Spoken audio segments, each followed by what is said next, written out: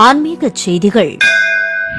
நாகப்பட்டினம் மாவட்டம் கீழையூர் ஸ்ரீ மகாமாரியம்மன் கோவிலில் பங்குனி திருவிழாவை முன்னிட்டு பூச்சொரிதல் நிகழ்வு நடைபெற்றது. இதனை ஒட்டி விரதம் இருந்த பக்தர்கள் விநாயகர் கோவிலில் இருந்து பூந்தட்டுகளை ஏந்தியவாறு மேளதாளங்கள் முழங்க சக்தி கரகம் முன்னால் செல்ல மகாமாரியம்மன் கோயிலுக்கு வந்தடைந்து அம்மனுக்கு பூக்கள் சமர்ப்பித்து சிறப்பு பூஜைகளுடன் வழிபட்டனர். இந்த நிகழ்வில் ஏராளமான பக்தர்கள் கலந்து கொண்டனர்.